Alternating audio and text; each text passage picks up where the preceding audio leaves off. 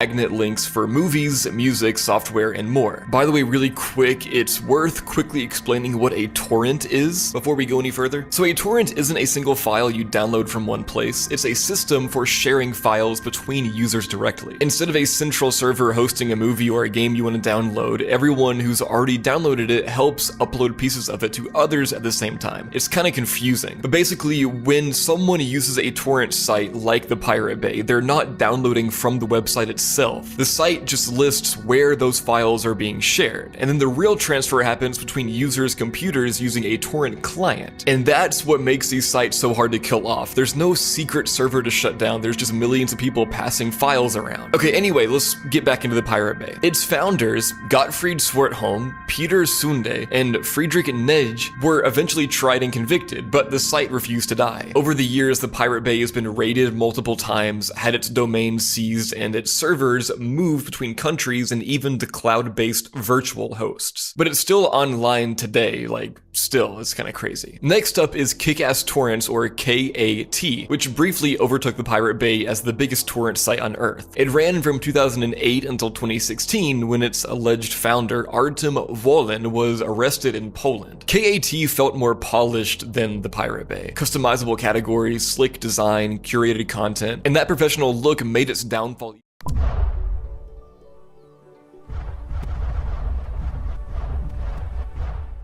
Bigger news. When it vanished, millions of users migrated to mirrors and clones that popped up almost instantly. And by the way, I'm going through these early entries really quickly just because they're ones that people already know about, so then the deeper stuff will be more interesting and more detailed. Next up is Mega Upload, founded by Kim.com in 2005. Unlike torrent sites, Mega Upload wasn't just a link aggregator, it was a full-blown file hosting service that made it easy to share massive pirated files directly. It was used by everyone from casual users to professional uploaders who made money off premium downloads. In 2012, the US government staged a dramatic raid on .com's mansion in New Zealand, seizing servers worldwide. Also, I don't know if .com is his real name. I don't know, it probably changed it because whenever I googled it, it said that he's also known as Kim Tim Jim Vester, which also sounds like a fake name, so I don't know what the fuck this guy's real name is. But .com is a fire name. Anyway, this whole case became a global debate about copyright, jurisdiction, and whether hosting content counts as enabling privacy. And the sheer scale of that bust, worth hundreds of millions in alleged losses, was unlike anything the internet had ever seen before. Omegle. Omegle started as something totally different from the dark, unsafe reputation it eventually earned. Launched in 2009 by a developer named Leif K. Brooks, it was a simple idea. Connect two random strangers in a text or video chat. No accounts, no names, just you and stranger. At first, it was weird, but innocent fun. Teenagers, bored college kids, and random internet users would hop on to talk, joke around, or meet random people. But anonymity cuts both ways. That same no rules, no identity setup made Omegle a magnet for predators, harassment, and illegal activity. Over the years, it got flooded with explicit behavior, bots, and people using it for exploitation or blackmail. The site tried to fight back, adding moderation, interest tags, and a monitored chat mode, but it never really worked. The volume of abuse reports kept growing, and watchdog groups began linking Omegle to grooming cases and serious crimes. By the early 2020s, Omegle's reputation was beyond saving. What started as a quirky social experiment had turned into a global safety concern. In November 2023, following a major lawsuit that accused the platform of enabling child exploitation, Brooks announced that Omegle was shutting down permanently. And in his farewell message, he admitted the site could no longer exist safely in the modern internet climate. And then finally, the last one in this first layer was the Silk Road. Silk Road changed the conversation entirely by showing that illegal activity didn't just mean pirating movies, it could mean running a literal entire underground economy. Created by Ross Ulbricht, or Dread Pirate Roberts, in 2011, Silk Road was a Tor-hidden marketplace where people could buy drugs, forged IDs, and other contraband using Bitcoin. It felt revolutionary and terrifying at the same time. A libertarian experiment in free trade that also unleashed a new form of organized online crime. When the FBI shut it down in 2013 and arrested Ulbricht, it sent shockwaves through both law enforcement and the tech world. It proved anonymity networks could host fully functional black markets, and it inspired an entire wave of other darknet markets that we're going to talk about in these deeper layers of the iceberg. So that was layer 1. Let's get into layer 2, guys. Starting with Alpha Bay. Alpha Bay was the biggest darknet market in the world. Basically an online black market that lived on the Tor network, which is a system designed to keep users anonymous. Tor stands for the Onion Router, and it works by bouncing your internet traffic through several encrypted layers, kind of like passing a message through multiple sealed envelopes. Each relay only knows the one before and after it, so nobody sees the full route from sender to receiver. That anonymity is what made Tor the go-to place for buying and selling illegal things online. Drugs, stolen data, counterfeit money, hacking tools, you name it, just like Silk Road. Alpha Bay launched in 2014, right after the original Silk Road was taken down, and it quickly became the dominant marketplace. Its creator went by the name Alpha02, later revealed to be a Canadian man named Alexandra Kays. And he wasn't some mysterious hacker in a basement, he was living in Thailand, married, driving luxury cars, and running his empire from a laptop. What made Alpha Bay so successful was how professional it looked compared to earlier markets. It had a clean interface, decent customer support, escrow systems to hold buyer funds until delivery. It even supported multiple cryptocurrencies, not just Bitcoin, which made transactions even harder to trace. After a few years, Alphabay was the heart of the darknet economy. At its peak, it had over 200,000 users and tens of thousands of vendors. Everything from narcotics to stolen credit card data to fake IDs was sold there daily. It was so big that law enforcement agencies around the world started pooling resources to take it down. In 2017, that operation finally came together, a joint effort by the FBI, DEA, Europol, and Thai authorities. Kays was arrested in Bangkok, and Alphabay's servers were seized from multiple countries at once in a coordinated raid. After his arrest, Kays was found dead in his cell just days later, officially ruled a suicide.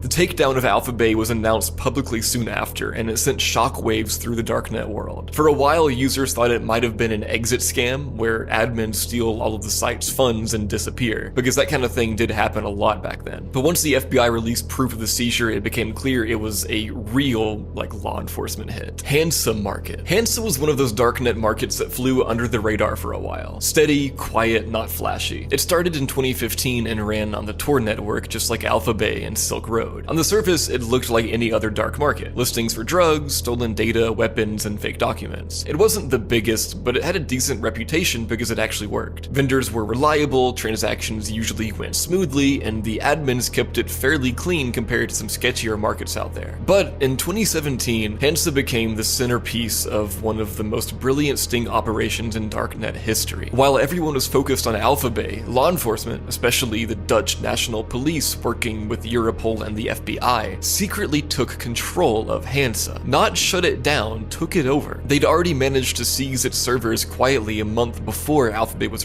whole identity. What made Dream stand out was its longevity. It lasted over 5 years, which I told you I was indestructible. How'd you feel about that laugh? I've gone to pieces, haven't I? Look, how about sending me back as something that can communicate with humans, huh? Weird. What the heck? We could really use a good home.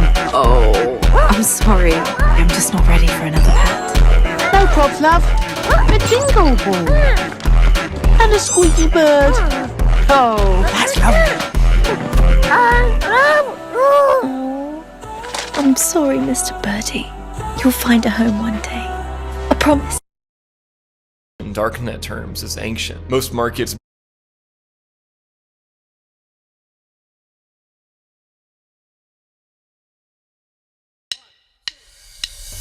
What if you could have your own personal sous chef? That's exactly what. Allegedly, Sniper Wolf has just doxed Jack's films. The momfluencer Katie Sorensen learning her sentence for falsely claiming a couple tried to kidnap her kid.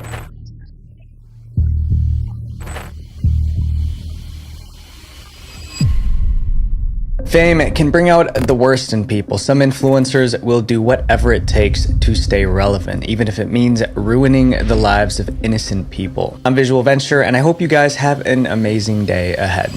The kidnapping hoax.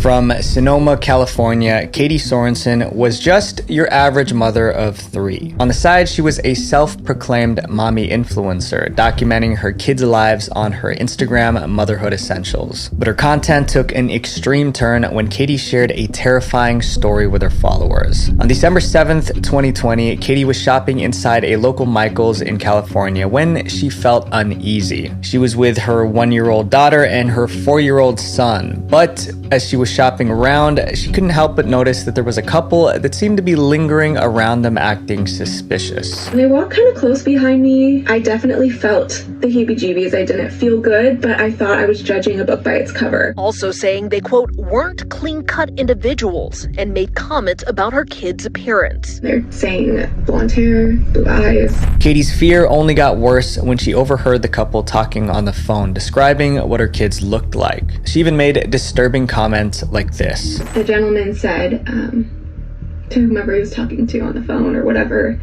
the boy will be easier because he's not wearing a mask, so the mom must not really care about him that much. Paranoid, Katie quickly finished up her shopping trip and headed out of the store to her car. But Katie's attempt of escaping this couple wouldn't work, and she wasn't prepared for what would happen next. In that hair of a second, they had taken 2 steps forward towards the stroller, then 2 steps back, then 2 steps forward, then 2 steps back. It made no sense. It was obvious what they were doing.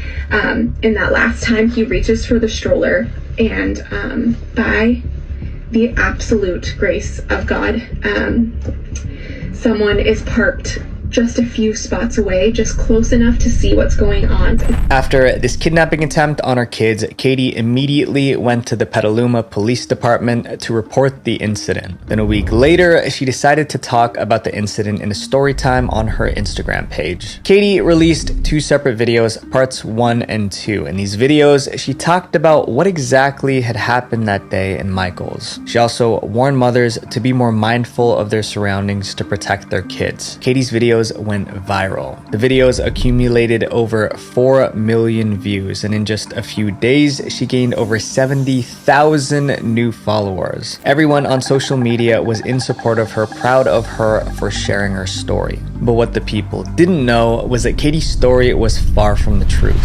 After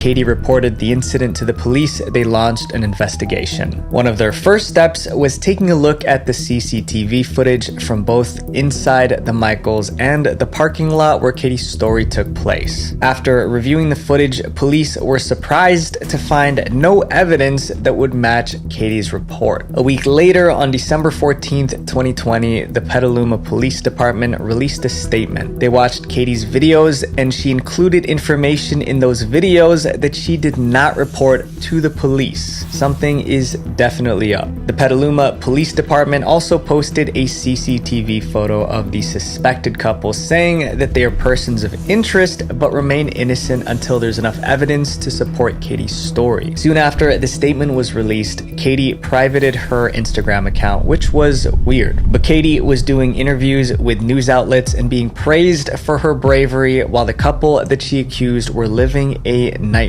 Not only were they subject to police questioning, but they were also labeled as criminals even though they did nothing wrong. What went through your mind when you realized the severity of this? At first, we laughed. Then we started to see and get kind of upset and angry. Being labeled a child abductor, it's upsetting, it's heartbreaking, it's life-changing. The investigation finally came to a close once Petaluma police realized that Katie's story was nothing more than a bold-faced lie. The CCTV video showed that the couple maintained a safe distance away from her and her kids and made no attempt at kidnapping them. Instead of walking away with the clout that she wanted, Katie would walk away with a jail sentence. The momfluencer Katie Sorensen learning her sentence for falsely claiming a couple tried to kidnap her kids.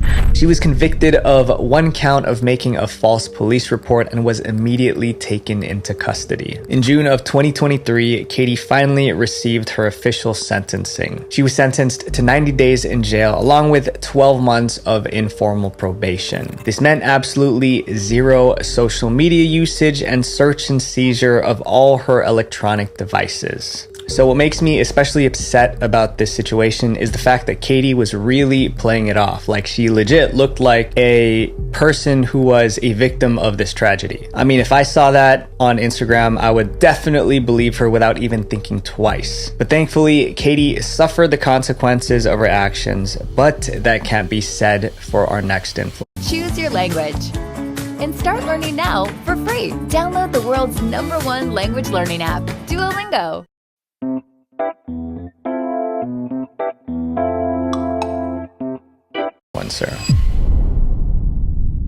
With over 150,000 followers on Twitch, Jaden is a streamer that's become well known throughout the League of Legends gaming community. She first started streaming in 2014 and since then gained a ton of fans. Despite her following, she's not actually as popular as some might actually think, because throughout her career, Jaden's made a big mistake that ruined her reputation. She had a secret. Jaden wasn't always her username. She started streaming with the username YourPrincessLol. It was under this username that she released a twit-longer statement that shocked the entire gaming community. On July 2nd, 2020, Jaden posted a tweet titled, "My Experience with CLG Tuesday." She linked it to a 700-word twit-longer. For context, twit-longer allows users to post longer messages than Twitter's character limits. She was talking about Jean-Sebastien Ferry, aka Tuesday, who was a League of Legends player on the team CLG. In Jaden's statement, she wrote about how Tuesday allegedly tried to flirt with her without consent. This supposedly happened after a League of Legends champion game where she, Tuesday, and other CLG players went back to Tuesday's hotel room to hang out. According to Jaden, after everyone else left, Tuesday attempted to make a move on her even though he had a girlfriend at the time, but Jaden did not reciprocate. This is how Jaden told the story. She wrote about how when she was wiping off her makeup in the bathroom, he put his arms around her. Minutes later, he pulled her onto his lap. She explained how uncomfortable Tuesday's actions made her, especially since she saw him as a trusted friend and he even had a girlfriend too. She mentioned she confronted him multiple times, expressing how wrong she thought the situation was. Jaden ended her statement with a message for others, telling them it's okay to speak up against those who make you feel uncomfortable. The response to Jaden's statement was mixed. Some supported her, while others believed it was just a misunderstanding and wanted to hear what Tuesday had to say. Jaden released screenshots of her DMs with Tuesday as evidence, but Tuesday fought back. A week later, he tweeted a Google Doc link filled with context, screenshots, and testimonies from others involved. Tuesday started off by showing proof that he and Jaden had flirted with consent for years, showing receipts of their DMs. He also told his side of the story of what happened that night. According to Tuesday, Jaden's friend encouraged him to flirt with her, saying she had feelings for him. Tuesday wrote that Jaden was the one that asked to go with him that night. He also denied Jaden's claims that they were alone in the room together, stating that there were two others. One of these people even provided a statement to support Tuesday's words. Tuesday ended the document by apologizing to both his supporters and his girlfriend for the drama. After Tuesday's statement was released, almost everyone switched sides. Since this was during the height of the Me Too movement, many people criticized Jaden for putting out a false statement with a twisted narrative. Despite the backlash, Jaden's career didn't suffer. She was even asked to be the captain for a Twitch Rivals team, which is a famous streamer competition. But on January 11th, 2021, when the Twitch Rivals roster was released, the public was furious that Jaden's name was on the list. Tuesday opened up about how hurt he felt, yet Jaden never apologized for what she did. Because of Jaden's false allegations, he almost lost his girlfriend and his supporters, but Jaden didn't seem to care. Being a team captain, Jaden needed to invite others to join her team, but no one wanted to be tied to her, considering what she's done to an innocent man. I officially declined with her.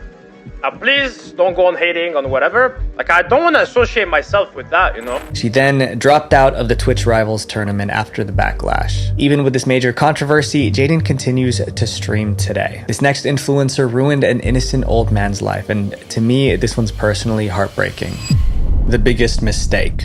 What is up, Drama Alert Nation? I'm your host, Killer Keemstar. Let's get right into the news. Keemstar, or better known by his handle Drama Alert, is one of the most famous news reporters on the internet. With over 5 million subscribers on YouTube, Keemstar is arguably one of the first people to kickstart the drama commentary channels on the platform. For years, thousands of people have turned to his page for his latest on pop culture and social media news. But with great popularity comes great responsibility, and Keemstar made a huge mistake. On January 8th, 2016, a video went up on his Drama Alert channel called RuneScape Offender Returns. In his video, Keemstar talks about a news article from 2011, which talks about a Massachusetts man who inappropriately met up with a younger player from RuneScape. The man in the article was named John Phillips and was in jail. But Keemstar believed that the man was released from prison, changed his name to Tony, and was actively streaming on Twitch. John was arrested for this, and he recently got out of jail, and the first thing he did was stream RuneScape. on Twitch. The streamer that he showed in the video was 62-year-old Tony Ray Winchester, or known online by his username RSGlorianGold. Tony just started streaming on Twitch on December 8th, 2015, but Keemstar put that to a halt. At the time of this upload, the Drama Alert channel had over 800,000 subscribers, and after this video went live, many Drama Alert fans flooded Tony's Twitch channel with negative comments and false allegations. You see, John and Tony were not the same people, but Keemstar kept pushing that narrative. Tony was in no way connected to the perpetrator aside from having a few similar facial features, but they were not the same. It's the new OM cheeseburger from Applebee's. Now on our 2 for $25 menu. Hi there! Would you like to receive a gift? I'm a missionary for the Church of Jesus Christ of Latter-day Saints, and this is the Book of Mormon. People. The actual offender was still in jail. The guy who actually did commit that crime with the whole RuneScape teen thing, he's still in jail. He's still in jail. He's in there for life, actually, so he's never getting out. Some people even launched DDoS attacks on Tony and exposed his personal information. The next day, during a stream, Tony's chat was bombarded with harassment. Even though he was innocent, Tony couldn't help but break down. He made a teary statement to his stream, once again reminding everyone that he's done nothing wrong and he wasn't going to let false allegations stop him from doing what he loved, streaming. Now, everybody in the world knows my real name's Tony Ray Winchester. I'm 62. I've retired because I'm not going to let somebody run me off. Now that the whole thing's cleared up, and you guys know I'm a good guy, I'd like to go take a break. Tony's speech was clipped countless times and touched the hearts of many in the community. More and more people also started pointing out that the actual criminal was already in jail. This pushed Keemstar to retract his statement and issue an apology. Keemstar uploaded a video onto the Drama Alert channel. The title was, "We got it wrong, I'm sorry, and we'll do better." I'm so proud of how successful my show has been becoming. But now as I sit here in front of you, I don't feel proud at all. I feel ashamed. I feel like a dirtbag. In the video, Keemstar addresses the controversy. He says that he's removed the original video and expressed how ashamed he felt about putting out the wrong information. He also informed the subscribers that the person on his team that pushed this story has been fired and that he will be taking care of any damages that he caused to Tony. This guy didn't do anything. He didn't do anything wrong. And because of me, he was harassed for about 2 hours. With the truth out there, it seemed like the saga was finally at its end, but unfortunately, that wasn't the case. On May 20th, 2020, a Twitter user by the name of Return of Wild posted a thread accusing Tony of the exact same crime. This Twitter user was one of Tony's chat moderators, Rebecca Hartz. The thread was immediately dismissed by most of the public. People were quick to point out the obvious Photoshop flaws in the screenshots, like the partner badge not being added in or the capitalization being wrong. The original poster, Return of the Wild, was also called out by many people as being an untrusted source, since he had a problematic past in the RuneScape community. But Keemstar did it again. He retweeted the post, tagging Tony and telling him to come clean and to stop blaming him for the hate that he's gotten. Tony once again had to defend himself. He made a video where he showed proof that Return of the Wild lied. I think it's pretty cool to spend time with you. As long as you don't mind my age, 25. I don't mind your age. See, so right there, the girl says, as long as you don't mind my age, 25, I don't mind your age. In 2022, Tony passed away after losing his battle with cancer, but he had a community filled with loving supporters until the very end. Even after Tony was proven innocent, Keemstar still couldn't let it go. And you guys are probably familiar with our next influencer. My family is in danger. Hello friends, it's me. Some know her from her compilation reactions, others know her from her Call of Duty videos, but you've probably heard about her through the insane amount of drama she's been in these past few years. As a Sniper Wolf, her real name Aaliyah Marie Shalesh got her first start on YouTube back in 2013, but many people know her by her nickname Leah. With over 34 million subscribers, Leah's become one of the most recognizable faces on the internet. However, However, her journey to this point has been rocky. She's been in a ton of controversy, but undoubtedly her biggest scandal yet was her massive feud with fellow YouTuber Jax Films. Jack Films, like SS Sniper Wolf, has been part of YouTube for as long as anyone can remember. He has almost 5 million subscribers and has uploaded videos for almost 20 years. His content is mostly comedic short films and parodies, but he's also made multiple videos condemning reaction channels for their lack of creativity. One of the channels that he's been most vocal about is Leah's SS Sniper Wolf channel. Jack has openly criticized Leah for her content style, claiming that her reactions are low effort with ideas that are recycled from other creators. But it wasn't until October 26th, 2022 that things really started to escalate. On that day, Jack posted a video on his main channel where he made an announcement that nobody would have expected. I've created a brand new YouTube channel called Jax Films,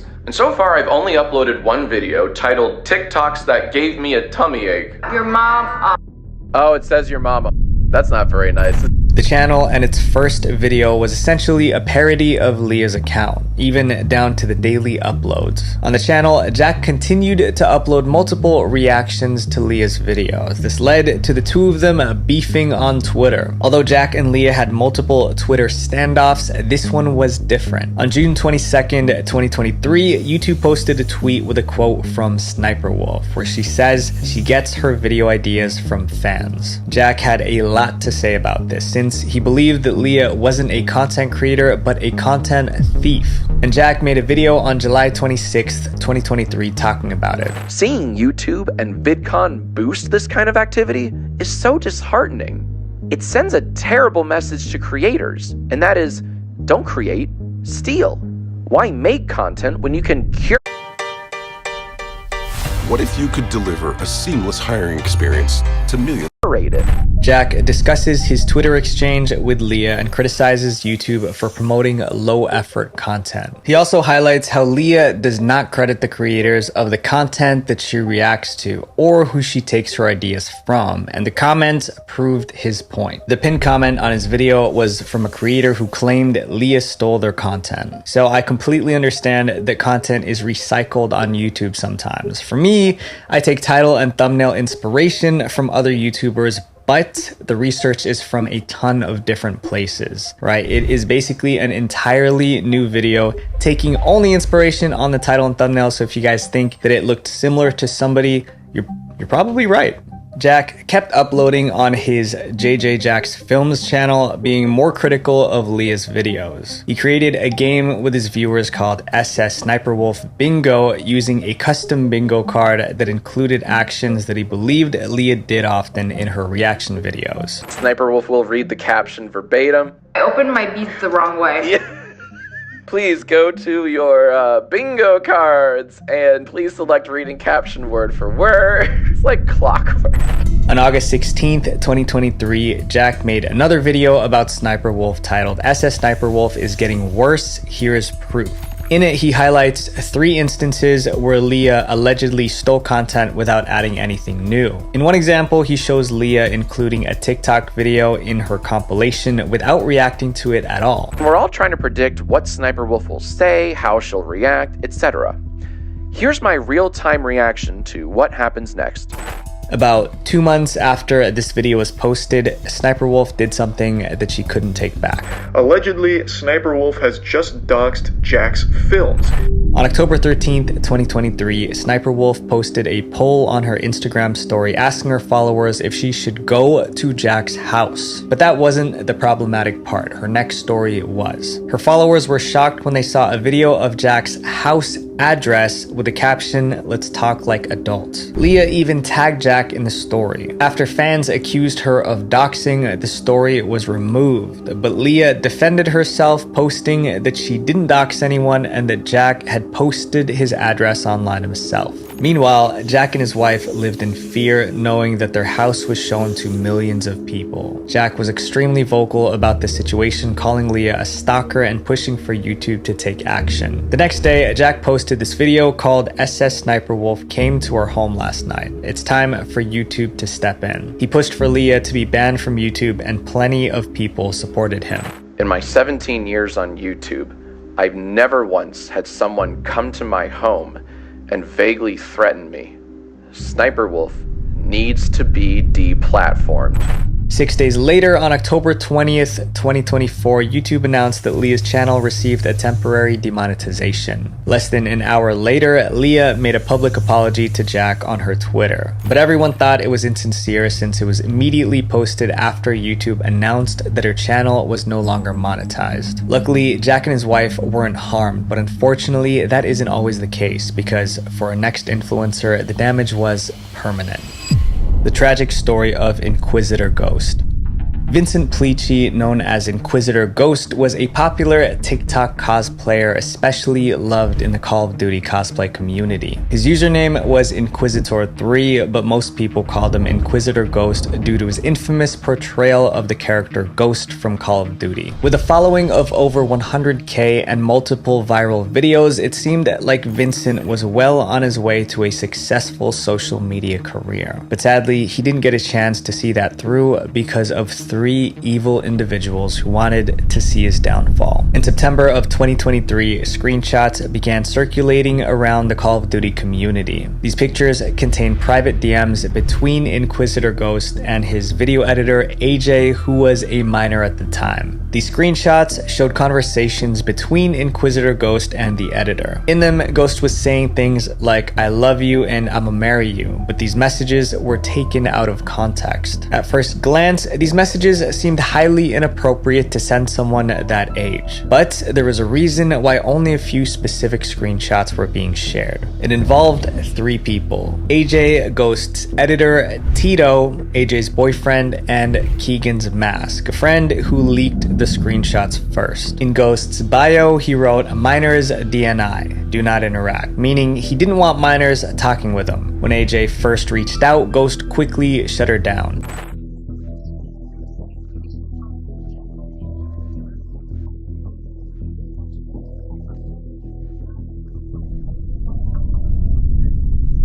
AJ lied about her age, which led to more conversations, with Ghost eventually becoming his editor. But AJ had other plans. She and her boyfriend Tito aimed to ruin Ghost's reputation by baiting him into saying inappropriate things. Once they had some incriminating screenshots, they got their friend Keegan's mask to leak them. When the screenshots were leaked, Ghost denied the allegations but stayed under the radar, barely posting on his page. And on September 27th, 2023, he would post his last TikTok ever. Learning a new skill is hard, but with Duolingo, it's fun and easy.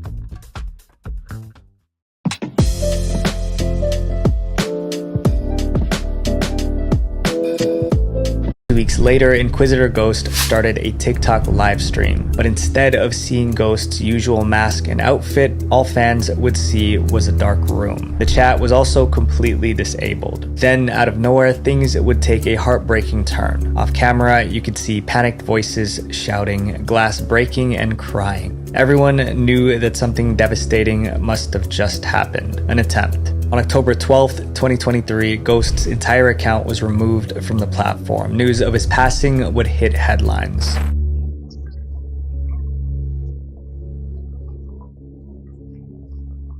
AJ, Tito, and Keegan's mask were accused of causing Ghost's passing. To try and defend themselves, Tito posted videos explaining their actions, but that only managed to backfire on them as they exposed their cruel plan to the world.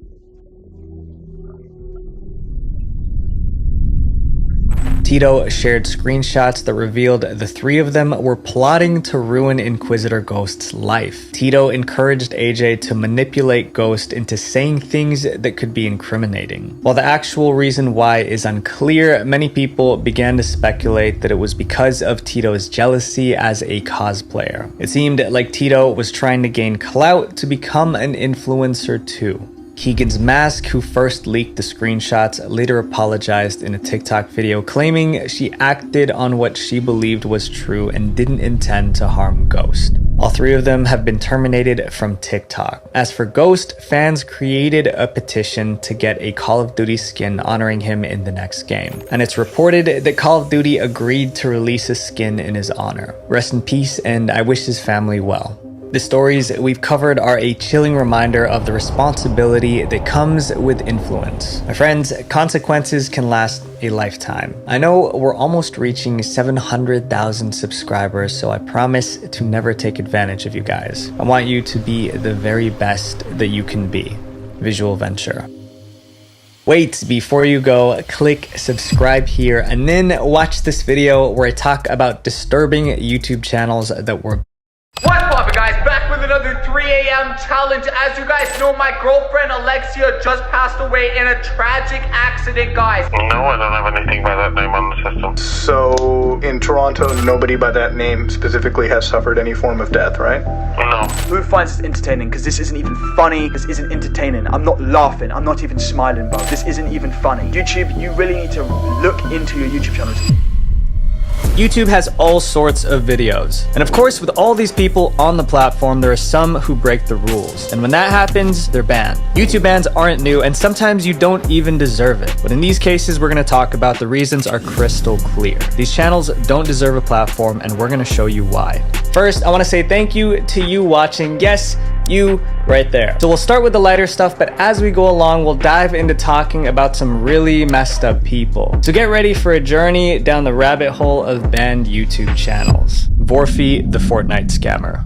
If you spend any time on the internet, you might have heard of this little indie game called Fortnite. Just kidding. But if you haven't, let me give you a breakdown. Fortnite is a massively popular online battle royale video game. With over 230 million people playing every month, Fortnite is a huge deal to gamers. And with almost 63% of players being under 24, this game has a massive young player base. Since there are so many young players, many Fortnite YouTubers have catered their content to appeal to them. But while some try to keep things family friendly, others find a way to use their young fans to their advantage. Meet Vorfi, a Fortnite YouTuber that has caught some serious heat for lying to his fans. He was best known for his 24/7 live stream on his channel, where he would invite viewers to join him in games and events in Fortnite. His popularity skyrocketed and he gained tens of thousands of subscribers with these streams, easily breaking 1,000 viewers each stream. He quickly built up a loyal community of fans that would spend countless hours liking his videos, engaging in his chat, and even donating money for the chance to play Fortnite with him. While Vorfi did play the game, most of his streams had a catch. He'd ask his viewers to do more than just like or subscribe. His main demand was to use his special Fortnite creator code when making in-game purchases. For context, a Fortnite creator code is a unique discount code provided to Fortnite content creators. If the code was used to purchase something in-game, the creator is given a 5% cut on each sale. Vorfi told his viewers that doing what he asked would up their odds of getting to play a game with him or join one of his special events. One of these events was called the Fortnite Fashion Show, which became Vorfi's most popular event on his channel. Many of his viewers went to great lengths to try and secure an invite to the fashion show. Vorfi knew this and used it to his advantage. He made it clear that if they don't do what he demands, they would be kicked out of the running for a fashion show invite. With many of his fans being young kids who idolized him, they did exactly what he asked. Vorfi, I told you I was using your code. Peach Bomber, Vorfi, right there, bro. I got you. But despite his loyal community, Vorfi wouldn't maintain his success for long. In 2020, Fortnite rolled out an in-game event called Doomsday. To clickbait more viewers, Vorfi would say that he had insider information about the event. Thousands of new faces tuned in trying to learn more about the event, but in reality, he knew nothing at all. He was just making things up to boost his numbers. Although this skyrocketed his popularity, it was about to backfire. His own personal Doomsday was yet to come. As the actual Doomsday event got closer, Fortnite put a countdown timer in the game's main lobby screen. This timer was ticking down the days, hours, and minutes until the big event. Everyone playing Fortnite could see this timer. You'd think Vorfi, being a live streamer, would have an accurate timer that matched. Since he was supposed to be playing live, well, his timer never moved. It wasn't in sync with the real one everyone was watching. Redditors called this out immediately. They claimed that Vorfi was not actually live streaming. Instead, he seemed to be replaying the same 30-minute clip over and and over. Most of his viewers were kids and they didn't seem to notice. The older members of the Fortnite community, however, were enraged at Vorfi for misusing his influence to make money off his young, unsuspecting viewers. This wasn't just a case of clickbait. This was a scam. Vorfi was promising his viewers an invite to games and events that didn't even exist. He was also giving insider leaks about new updates to the game that were all made up. His entire stream was a lie. He has been saying Doomsday Heist has been coming out on Fortnite like for 2 days, and it has 5 days until it happens. 19 hours and 15 minutes. He has been lying to us all, and you can just check right there. His live streams weren't live at all. At this point, he had a following of 328,000 subscribers who fell victim to his deception. Not to mention, he was making a ton of money off fan donations and his Fortnite creator code, and YouTube started to take notice. Finally, on November 25th, 2020, Vorfi was banned for violating YouTube's rules against spam, deceptive practices, and misleading content. We're just getting started, so this next case gets even more shady. It's Owen, taking clickbait too far. On Vinted, you can sell what you don't wear. Give your items a second life. Controversy gets people talking, and this channel knew it. The more people argue in the comments, the more buzz a video gets. That ups the engagement, and YouTube shows it to even more people. Add a juicy clickbait title, and you're looking at a viral hit. But using controversy to boost views isn't new. Loads of YouTubers do it. But what happens when you take it too far and then do it over and over again? This is exactly what It's Owen did when he used the passing of a beloved YouTuber to boost his own fame. But first, let's dig into who It's Owen really is.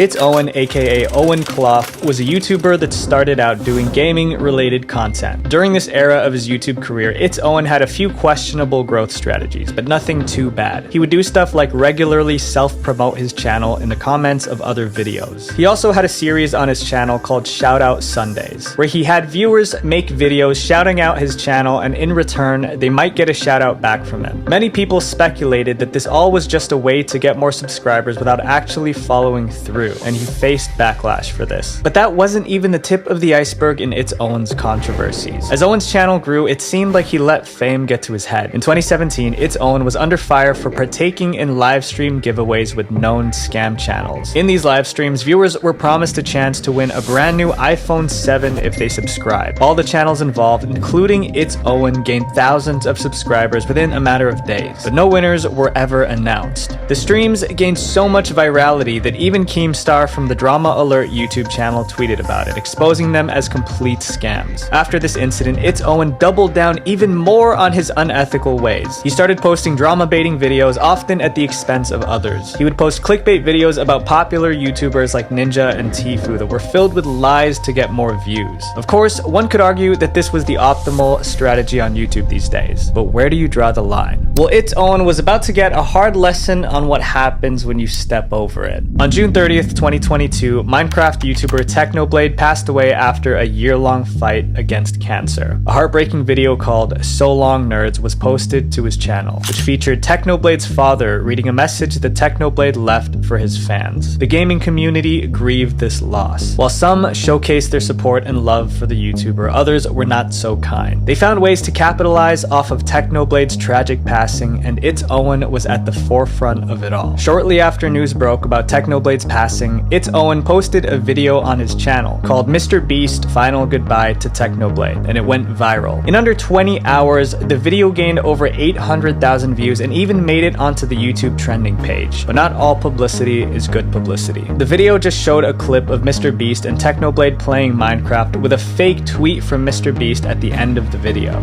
Except the weird thing is Mr. Beast never tweeted that. Doesn't even matter, right? That's not the point. I mean, you shouldn't make it to begin with. But it's also fake. It's just fake. It's all fabricated. People were disgusted that Owen would stoop so low to try to profit off of Technoblade's passing. Sure, It's Owen was known for pushing the boundaries of clickbait, but it went beyond that. Reddit and Twitter were blowing up with backlash against the video, and popular content creators started calling him out too. Just awful garbage. I have more respect for stains in a gas station urinal than I do for Owen. With all this controversy, it's not surprising that YouTube eventually caught wind of it, and they did what had to be done. His channel was promptly banned following the upload of this video. But even after losing his channel, It's Owen still didn't believe he was wrong. He even took to Twitter to ask YouTube why his channel was removed, claiming that his channel was wrongfully terminated and that he didn't violate any community guidelines. It's Owen may be gone from YouTube, but it looks like old habits die hard. He's on Instagram now, still reportedly fishing for likes and views with empty promises. But while It's Owen seems to have learned nothing, sticking to his old habits, Venus Angelic's story is different,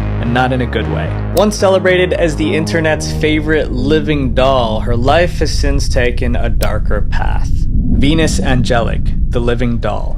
To reiterate, It's Owen was clearly a scammer, but he's only one out of millions of cybercriminals, and you could be their next target. Because our lives revolve around the internet, it's important to keep our files safe. We all know someone who's gotten hacked or has had their hard drives fail and lose years of valuable files. And about a year ago, I researched the best way to back up my data. All sources pointed to Backblaze. So I've already been a longtime user of Backblaze, so I'm proud to say that this video is sponsored by Backblaze. With Backblaze, you get unlimited computer backups for any files on your computer, whether you're on Mac or PC. By unlimited, I literally mean there's no storage limit at all. The reason why Backblaze is so effective is because you set it and forget it. I'm a lazy person and I don't even want to spend an hour a week backing up my stuff. But I haven't touched Backblaze in months. Why? Because every time I add a file to my computer, it backs it up automatically. And when you're ready to restore your files, you can download them right from the website or choose to have a hard drive with your data mailed to you. To try the full version of Backblaze for free for 15 days, no credit card needed, go to backblaze.com/visualventure or click my link in the description. After that, it's just $7 a month, but will save you a world of headaches. And that's invaluable.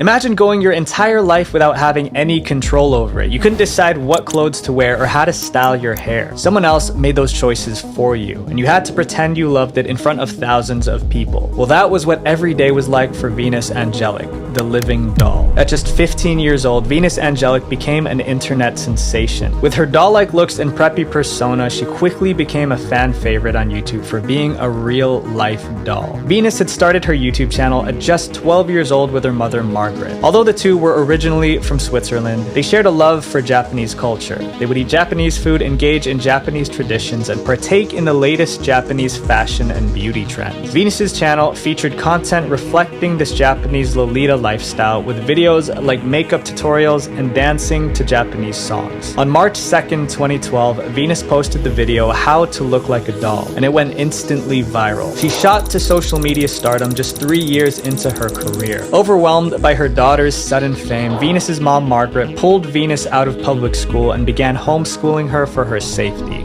The two grew even closer, but for Venus, this wasn't a good thing. With Venus spending most of her time at home, she became closed off from the rest of the world. As her subscriber count kept climbing, her mother, Margaret, started becoming more involved with the channel. She not only began to respond to comments on Venus's YouTube channel, but even launched her own YouTube channel where she would upload content featuring Venus. With Margaret's ever-growing presence on Venus's channel, fans began to wonder who was actually running the show. Was it Venus, the girl we see in front of the camera, or was it her mother, Margaret, orchestrating things from behind the scenes? Venus and her mother would go on to make several television appearances. The two did an interview at Daybreak in London on April 4th, 2012, which exposed Venus's doll-like persona to a much wider audience. In the interview, people began to notice Venus displaying some strange behavior. She kept a blank expression on her face for the majority of the interview and seemed to be replying with rehearsed answers. When Venus wasn't speaking, she sat there rigidly with no emotion on her face. Viewers began to suspect that Margaret was using Venus for views and internet. Great hair, great ads. Jennifer Aniston's Lullaby proved it with Roku Ads Manager. Get started on Roku Ads Manager today. Get a Jimmy John's Vito, Turkey Tom, or the Pepe, chips and a drink for $8.99 with our summer sandwich savings. Try all natural turkey or smoked ham or fame. As the years went on, Venus maintained her doll-like childish persona. It seemed like she was aging, but not actually growing up. Fans became concerned with Venus's stunt immaturity, fearing something was going on off camera. And they were right. Venus's channel kept growing, and with a guest spot on TLC's My Strange Addiction, things seemed to be going well for her. But then, in 2014, her life took an unexpected turn. Venus fell in love. She met Manaki, who was a longtime fan of hers, and the two instantly clicked. Manaki started started making regular appearances on Venus's channel and social media, and fans were supportive of their relationship. Then suddenly, all signs of Manaki disappeared from Venus's online world. Fans were puzzled, but figured they just had a messy breakup. However, the true reason for his disappearance was more complicated than anyone could have guessed. In 2016, Venus shocked the internet when a video called How I Ran Away From Home was uploaded on her channel. In this video, Venus did a tell-all about her relationship with her mom and what happened to Manaki, and the origins of the Venus Angelic channel. She revealed that she and Manaki had not broken up and that she had run away from home due to severing ties with her mother, Margaret. Venus would go on to detail how Margaret had practically full control over her accounts, and that it was her mother's idea to create a YouTube channel in the first place. A couple of things that have bothered me since the past few years include I didn't like that my mom posted on my social media in my name things which I would never say. Since Venus was young, Margaret would force her to act like a doll on camera to rake in views, likes, and subscribers. Venus had little to no say in what was posted. It was her mother pulling the strings behind the Venus Angelic brand. Venus also said that it was hard to say no to her mother because whenever she tried, her mother would use emotional tactics to make her comply. I couldn't just say no because if I say no or that is a bad idea, then she will get really depressed. Venus ended the video by assuring her viewers that she changed all her passwords, making sure her mother could no longer access her account. Now, for the first time, Venus was the true owner of her social media presence. Margaret, Venus's mother, fired back with her own video titled A Venus Angelic Marriage Story. In it, she dropped a bombshell. Venus and Manaki were actually married. The video was supposed to explain her side of things, but it quickly spiraled into something more as she explained her distaste for Manaki. The situation escalated as the video went on, leaving viewers even more conflicted. I came home from the party. I took a picture of the two being in bed together. I took the picture to send it to her husband. It was revealed that Margaret had sent a picture of Venus with another man to Manaki. To Venus, this was an attempt to sabotage her marriage. Margaret justified it as repercussions for Venus's so-called cheating. Real story is still unclear, but this ignited an online battle between mother and daughter, leaving the internet to pick sides in the unfolding drama. In an attempt to win against Venus, Margaret took extreme measures and copyright striked all of Venus's videos. This eventually got her account terminated and her content removed from the website. Margaret continued to use her own personal social media and YouTube channel to try and taint her daughter's reputation during the ban. But Venus's loyal fans were quick to defend her. They even started petitions to try and help Venus get her channel reinstated. Venus has since gotten her channel back and returned to YouTube, but fans were still worried. Despite cutting off her mother, it didn't seem like Venus's life gotten any better. In her videos, it was clear that she had lost a significant amount of weight and didn't look like she was sleeping much. Additionally, her new content even disturbed some of her longtime fans. The woman who once seemed eternally youthful was now producing content that was overtly provocative. Many fans couldn't help but wonder if the years of manipulation from her mother, along with the unending spotlight of the internet, had finally taken a toll on her well-being. Although Venus is finally free from her mother's grasp, her future remains unclear. It's a transition from a life with zero control to complete freedom. How does one go from having every decision made for them to having to do it all by yourself? Only time will tell. But Venus isn't the only person that's been taken advantage of for YouTube fame. As we dive into the next chapter, you'll see how far some people go to mistreat their loved ones, all for clicks and views. I'm Jay Station, the Ghost Hunter.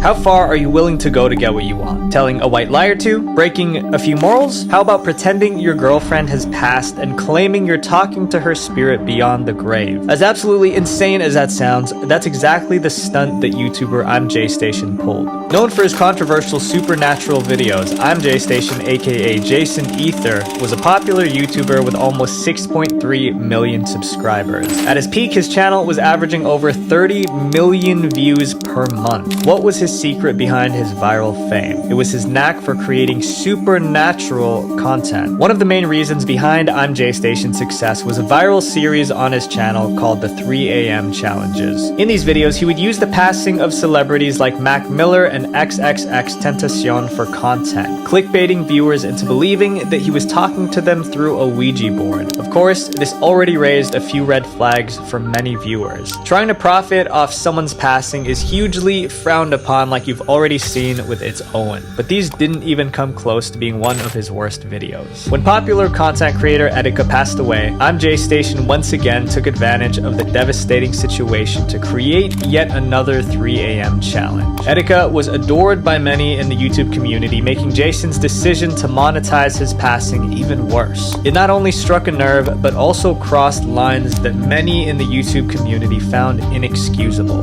Who the f finds this entertaining? Please tell me.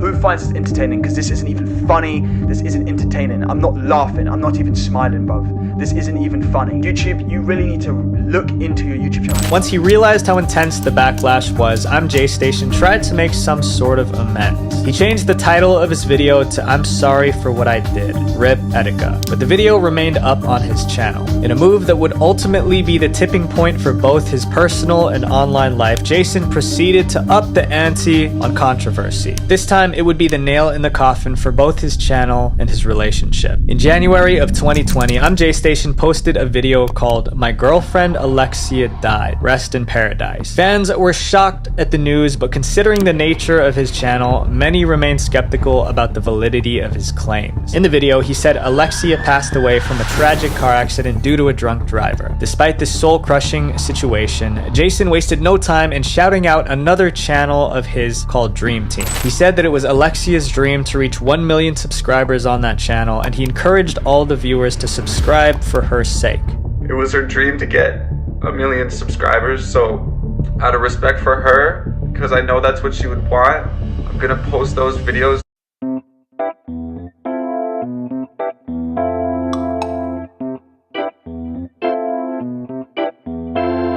There. He claimed that he and his girlfriend recorded content for that channel, and that after speaking with her parents, they all agreed that he should post the videos there. After talking with her parents, we both agreed that I should post the remainder videos that we filmed for that channel on that channel.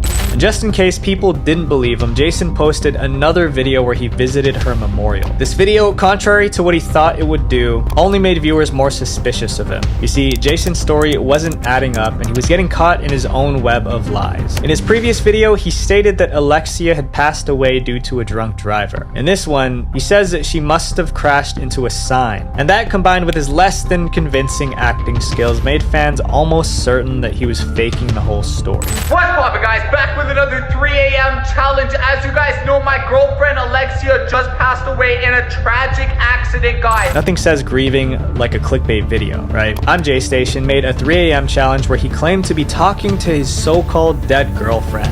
If his enthusiastic intro about his girlfriend wasn't enough to prove he was lying, maybe this will. Let's smash the like button right now, guys. 1 like equals 1 prayer for Alexia, guys. Rest in peace. With all these videos piling up, it was getting harder to believe that there was any truth to AmJStation's story. Mudahar from Some Ordinary Gamers looked into the situation. No, I don't have anything by that name on the system. So, in Toronto, nobody by that name specifically has suffered any form of death, right? No. Mudahar was able to confirm that there was in fact no record of this incident in Toronto with Alexia's full name. The case was closed. AmJStation was a liar. Alexia is alive. When his hoax was exposed, YouTube quickly demonetized Jason's channel. But people didn't think that that was punishment enough, with content creators like Keemstar and the Nathan NS calling for his entire channel to be completely banned. Not only was his channel failing, but so was his relationship. Alexia turned to YouTube to tell her side of the story, confirming that she was alive and also exposing the truth about the relationship. Multiple DM and video leaks came to light to showcase how badly Jason treated her while they were together. AmJStation also confessed to his lies, trying to justify them as just part of a YouTube strategy. I thought of the idea of faking Alexia's death and then doing a thing on YouTube, thanking everyone and explaining to everyone it was just to gain attraction. As expected, after so much controversy, no one sided with him. Shortly after, in February of 2020, Jason was arrested due to allegations that happened within his relationship. The AmJStation channel and all the other channels were terminated a year later on March 12, 2021. While Jason may have used one person's suffering for his own benefit, there are channels who have done worse. A channel that's taken advantage of not 1, but 50 young people. 7 Supergirls, the reality of child stars. Have you ever wondered what it would be like if you grew up famous? A life where you're adored by millions. It's something many kids today have daydreamed about. But as we often learn, appearances can be deceiving, especially when it comes to child stars. And 7 Supergirls is a prime example of how you really never know what's happening behind the scenes. Back in 2008, there was a collaboration channel called 7 Awesome Kids that started gaining traction on YouTube. The channel featured videos made by young girls showing off their everyday routines, acting in skits, and making weekly themed videos. It was a fresh concept on YouTube at the time, and the channel quickly blew up. To capitalize off this momentum, 7 Awesome Kids began launching spin-off channels. Each new channel targeted a specific age group of viewers and had its own dedicated team of girls producing videos. The youngest content creators were just 9 years old, and as soon as they turned 18, they had to resign. 7 Awesome Kids evolved from a single YouTube channel into a full-fledged brand, with 7 different channels under its umbrella. Amassing a combined total of over 16 million subscribers, these channels were a force to be reckoned with. One of these channels was 7 Supergirls, which targeted the tweens demographic, which is from ages 8 to 12. 7 Supergirls soared in popularity by serving up content that young girls could easily relate to. The channel not only amassed over 9 million subscribers, but also became a magnet for fan admiration. Many of their young audience idolized the girls featured on the channel, making it one of the crown jewels in the 7 Awesome Kids empire. While all the youthful faces on screen led viewers to think that it was all just lighthearted fun, the reality was far different. Behind the scenes, an organized team of adults carried out a strict system to hold everything together. Emily Jade, who was a former 7 Supergirls member, gave a breakdown of the entire process. The girls would have to audition for a spot on one of the channels. If they passed, they were required to prepare 1 video per week that would be posted on their designated upload day. The parents would help the girls film the videos, which were then sent to the manager for approval before upload. The 7 channels were ranked from least popular to most popular, with 7 Supergirls being at the top. The girls had to work their way up and grow their fan bases in hopes of having a shot at being on 7 Supergirls. As the girls moved to higher ranking channels, they became subject to stricter rules. Emily had started at the bottom in 2014 on the lowest ranking channel, 7 Twinkling Tweens, which had practically 0 rules. Getting moved to another channel in the 7 Awesome Kids network felt like getting a promotion. Although you had more perks, like a bigger fan base, you also had way more responsibilities. After being bumped to 7 Cool Tweens, Emily found that she had to follow a stricter content creation process. So I got on 7 Cool Tweens, and I think there was a few rules there.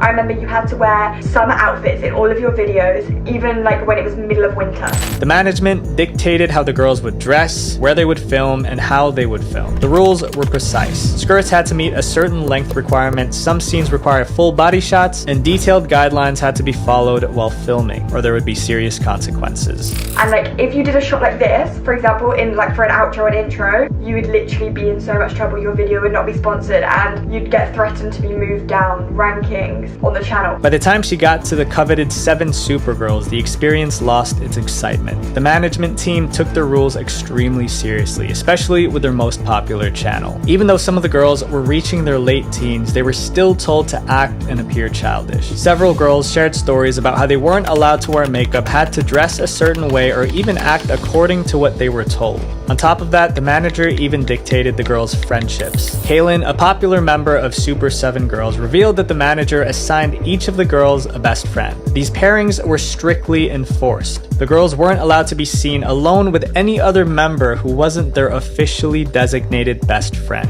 And I am not being dramatic. He literally told us that if we were seen alone with any of the other girls on the channel, it would ruin everything and we would lose all of our opportunities. The manager even prohibited the girls from interacting with their real-life friends for fear of viewers seeing them with anyone that wasn't their assigned best friend. He said we could not be seen with anybody in real life, because what if the viewers thought that that person was our best friend instead of the person he assigned us with? For a group of young girls, this was an extremely harsh set of rules to have to follow, but the control didn't stop there. The manager went to great lengths to ensure that no rules were broken. In every 7 Supergirls storytime and expose, one man was always mentioned, the head of operation, Ian Rylett. According to the girls, whenever Ian was unhappy with any of the girls, he would pick up the phone and call their parents. And it wasn't just a casual conversation, it was full-blown yelling. Kaylin recounted an unsettling situation in her video where Ian, the manager, became furious over a simple act. She posted a photo of herself with her swim team friends on her personal Instagram. Ian lashed out in response, calling Kaylin's mother and yelling at her over the phone. I remember one day I posted a photo on my Instagram of me and my friends from swim team, which is a very normal thing for a high school girl to post on her Instagram, and I got a phone call, not even an hour later, of this man screaming at my mom and I saying, "You can't post things like that because what if they think that's your best friend?" This wasn't the only tactic Ian used to get the girls to follow him. Whenever he was upset, he would threaten the girls with punishments like removing them from sponsored opportunities or demoting them to lower ranking channels. But not only were the channels ranked, but the girls within them were ranked too.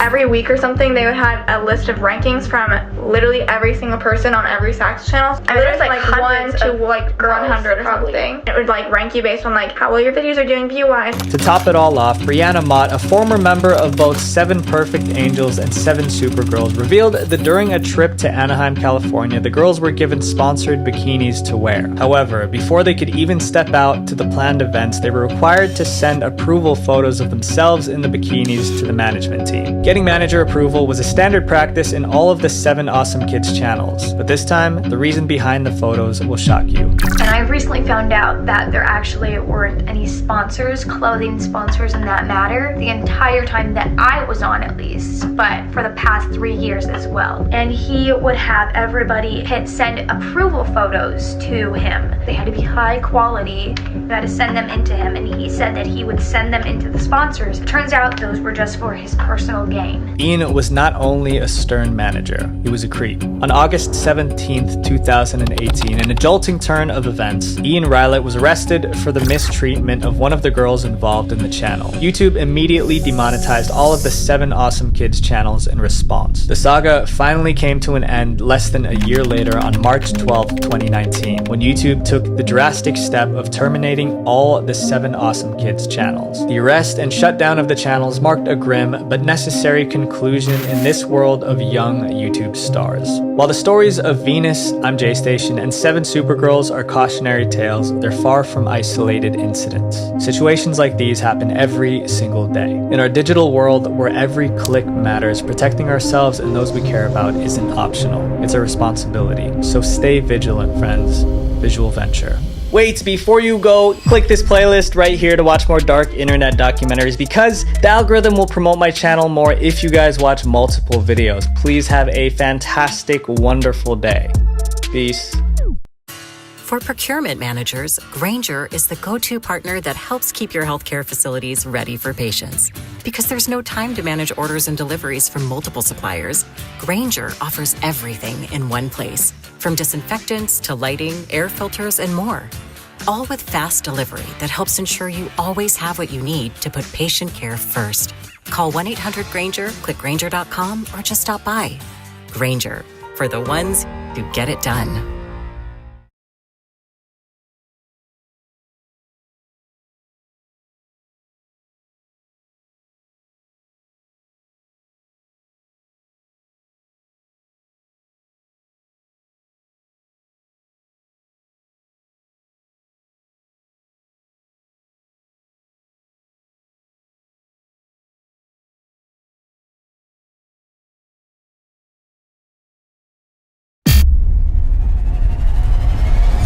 The FBI today shut down what it's calling the most sophisticated internet site in the business. A new website claims it can calculate the day you are gonna die. There are no checks on who can use their service, which allows users to stalk dozens of people each day. Scans your face, and it shows every single photo of you that is on the internet. This could be the most dangerous superpower in the world of science fiction.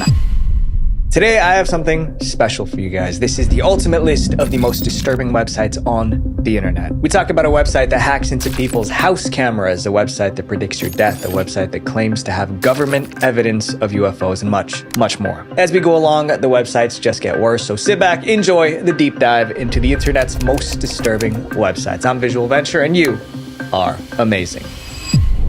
Zombo.com. Zombo.com's webpage was strange. It had a green background with spinning circles, but the weirdest part was the audio that played in the background.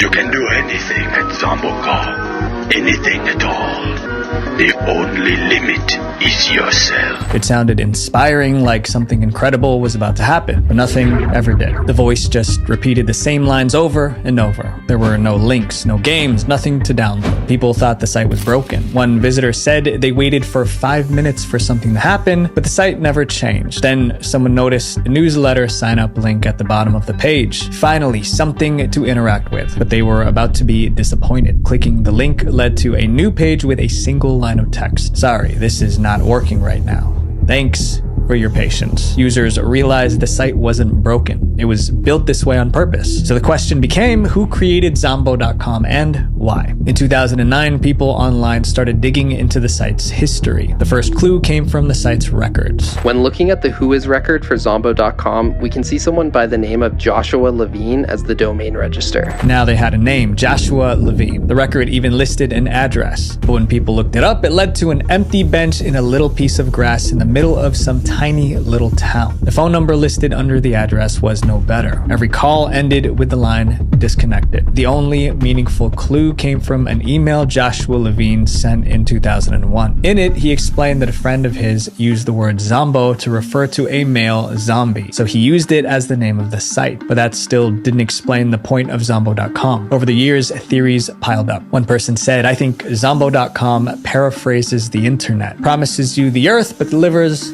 a bit of animation." Another called the site useless because it doesn't do anything except tell you how wonderful it is. Zombo.com is still online today. The circles still spin. The voice still promises you limitless possibilities. It's just a wonderful place where nothing ever happens. This next AI website caused a small panic when it launched. People thought it could become a weapon.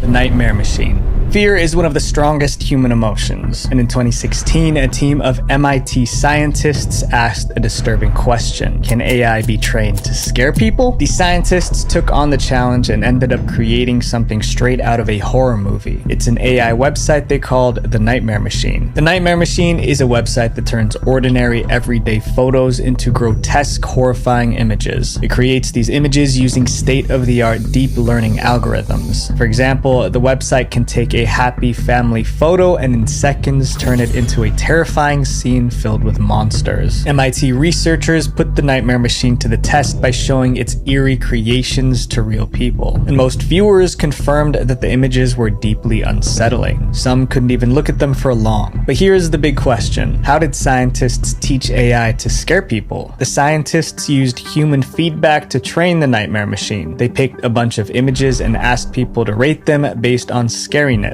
Over time, the scientists collected thousands of individual votes trying to identify which visual elements evoked fear in humans. This gave the AI a fear database to learn from. After analyzing data taken from over 200,000 of these votes, the AI learned how to create its own disturbing images. With this knowledge, the Nightmare Machine could take any regular photo and twist it into something out of a scary movie. But when the Nightmare Machine was released to the public, people were not happy. In fact, many hated what these scientists have done. The Nightmare Machine was released on October 25th, 2016, just in time for Halloween, and the internet exploded with reactions. Some people thought it was fascinating, while others saw it as dangerous. There were headlines like MIT is using AI to create pure horror, and the weirdest part is that this AI tool seems to have been created just to scare you senseless. It doesn't seem like it serves any other purpose. One comment on the MIT website said it best: the Nightmare Machine looks like a monumental waste of resources and time. This next website watched people as they were sleeping. Insicam. Imagine a stranger breaking into your house and staring at you while you sleep at night. Thanks to a website called Insicam, this uncomfortable idea is a reality for thousands of people. Most people haven't heard of Insicam until 2016, when Shelby Ivy, a woman from Oregon, shared a disturbing post on Facebook. In the post, Shelby explained that she and her sons were looking at live satellite images of Earth to find places to go for their next vacation. While browsing, they stumbled upon a website that described itself as a live camera viewer. They decided to check it out, assuming that they'd see live videos of interesting locations around the world. However, what they saw wasn't just interesting, it was alarming. The website was live streaming footage from private security cameras inside thousands of homes. Shelby immediately reached out on Facebook to mothers groups in the area. yet trying to warn everyone that their security cameras were hacked and footage from their homes was being streamed online. Shelby's viral post helped millions of people discover Instacam, a website that spies on people by accessing cameras in their homes, offices, and even bedrooms. These men at a bar, this woman at her desk, these folks at a grocery store.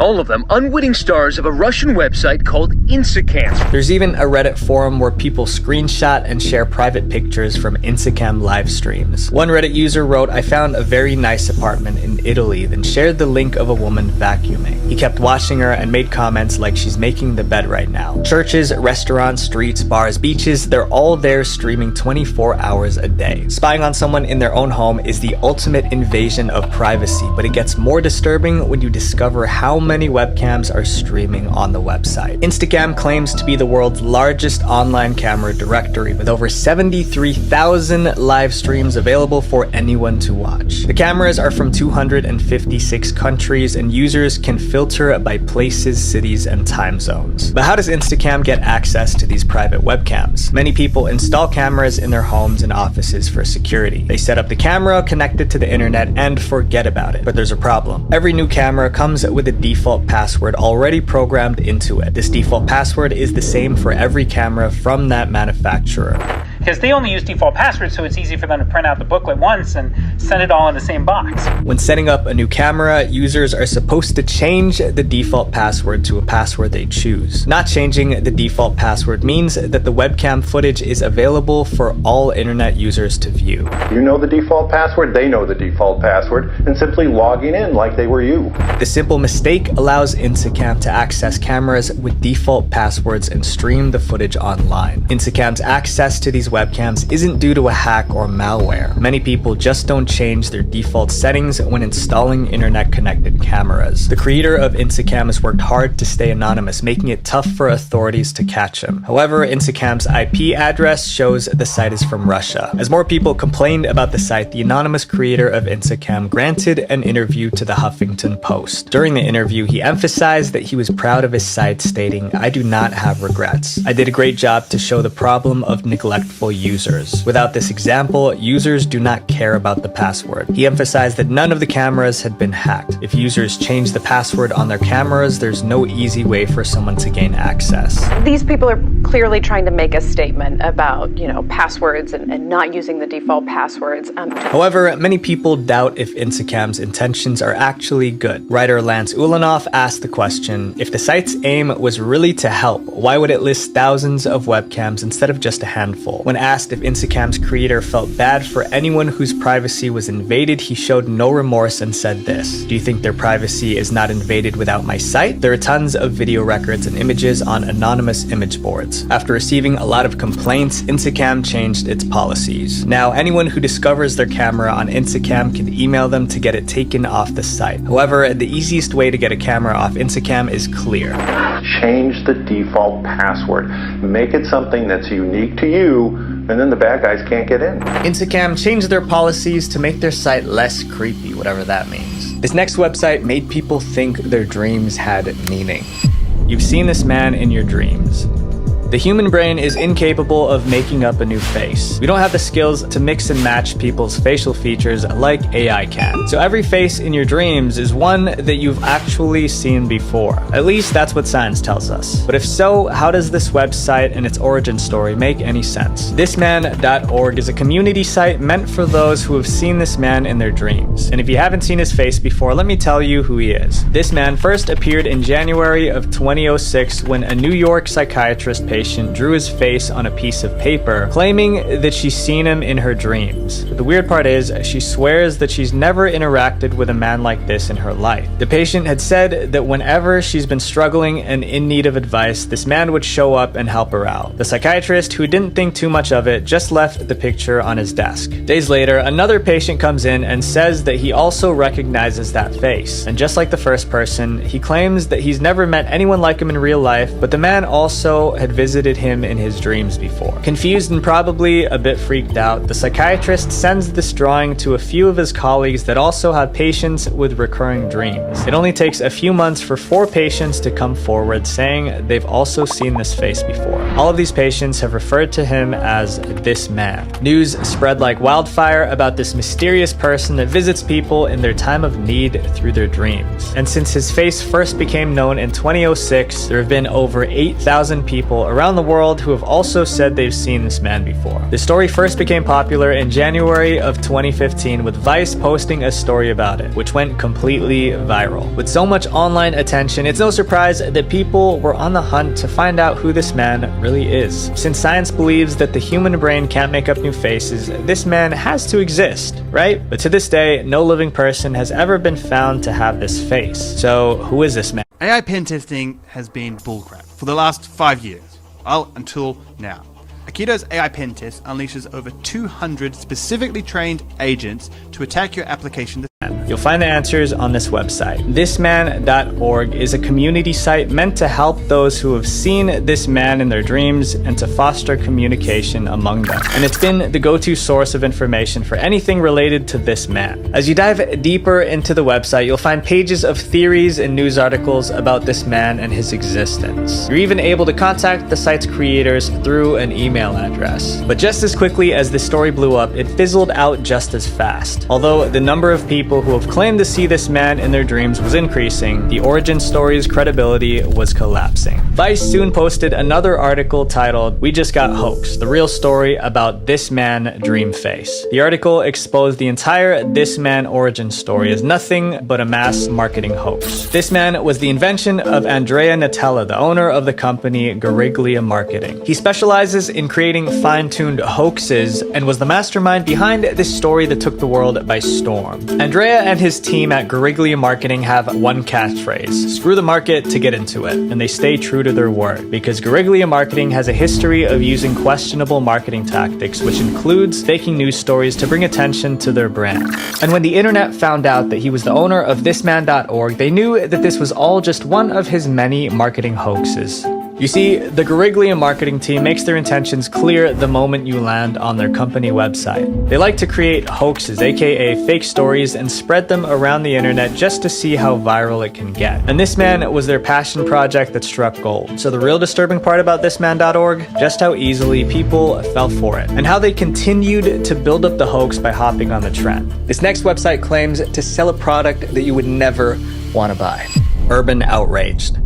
At first glance, Urban Outrage looks like an ordinary website that sells shoes, belts, and bags, but that couldn't be further from the truth. If you take a closer look, you'll notice a couple of strange things about the products on their homepage. For instance, the bags have weird red streaks that look like blood. The pants have thick stitches, and the shoes have a gooey red material. As you scroll down, you'll see weird slogans like "Humans make us who we are," and "The leather's on you, the shipping's on us." However, this disturbing website begins to make sense when you Google Urban Outrage. The top result reads, "Urban Outrage. Shop genuine leather goods for humans from humans." According to this description, Urban Outraged is a website that sells luxury products made from human skin. At least that's what they claim. Urban Outraged, that appears to feature clothes and apparel made from human skin.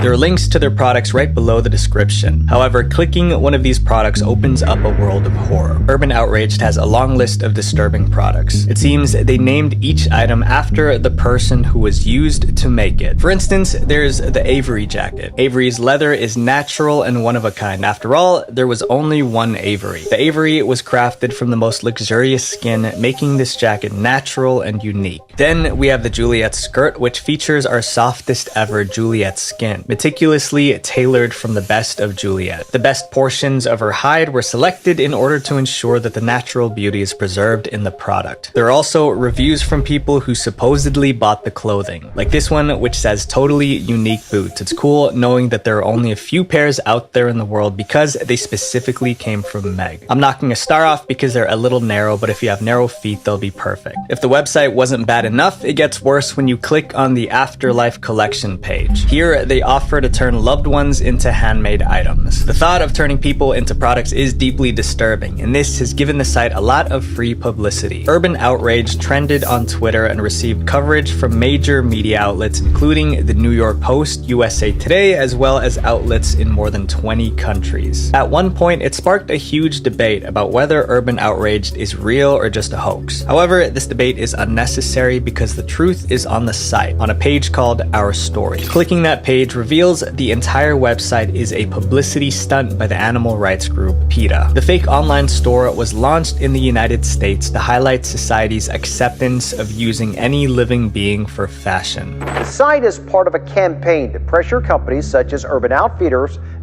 that is, and its associated brands to stop selling items that use animal products, such as leather. The stunt was so effective that the site attracted over 1.2 million page views from over 100 countries. The animal rights group hopes the provocative website will draw attention to its cause. By the way, PETA can't legally use human skin to make products. Although it's a fake store, the realistic pictures and unsettling product descriptions make Urban Outraged a very creepy website, especially for people who didn't know it was fake. This next website was created by a crazy man who called himself the wisest person on earth.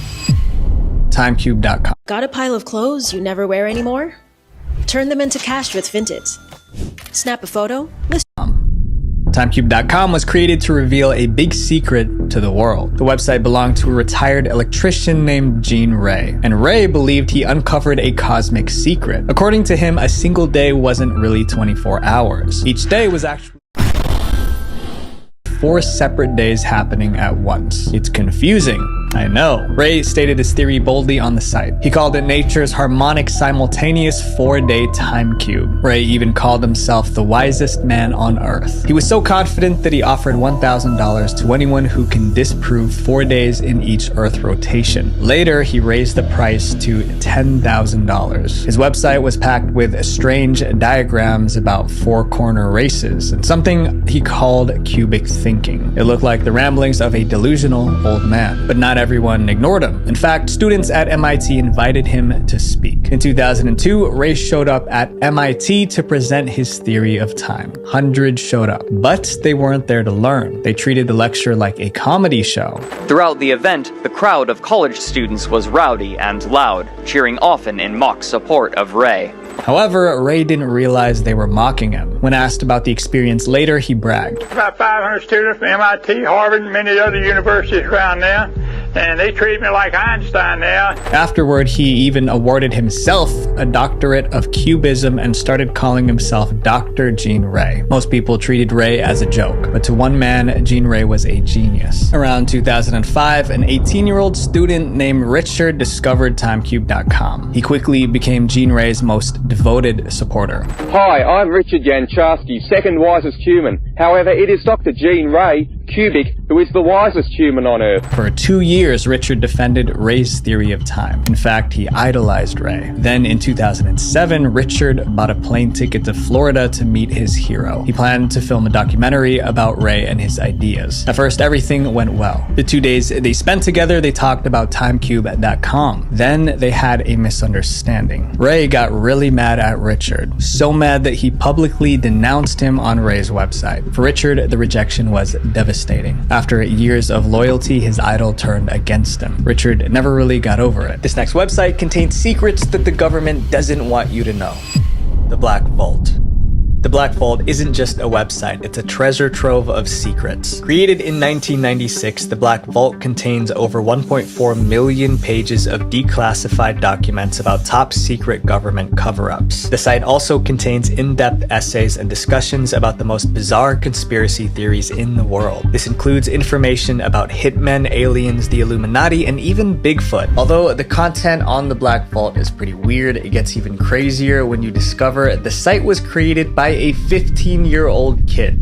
We're 15 years old. How did you get involved in this? Back in 1996, while still in high school, John Greenwald Jr. became fascinated by aliens and UFOs. His interest grew when he stumbled upon a website that said it had reliable, verifiable information about an alien mothership flying over Iran. The site claimed to have gotten its information from declassified documents from the US government. John Greenwald Jr. was impressed by what he read and felt there was more secrets being hidden by secret agencies. So for the next 28 years, Greenwald devoted himself to finding and publishing reports about conspiracy theories, secret projects, and declassified documents. Greenwald's work led to the creation of the blackvault.com, where you can find information about the wildest conspiracy theories. However, the most bizarre story on the Black Vault involves secret mind control experiments that took place in the 50s. MKUltra was a top secret program involving mind control experiments conducted by the CIA between 1953 and 1973. The purpose of the program was to develop ways to control human behavior, extract information, and even implant false memories. The Black Vault has 20,000 pages of MKUltra documents diving into the darkest aspects of the program. MKUltra involved a wide range of strange experiments, including hypnosis and brainwashing. They even tried to create a truth serum that, when injected, would make it impossible to lie. If this isn't creepy enough, the Black Vault claims MKUltra was trying to use mind control to create hitmen who would obey any order and carry out lethal missions.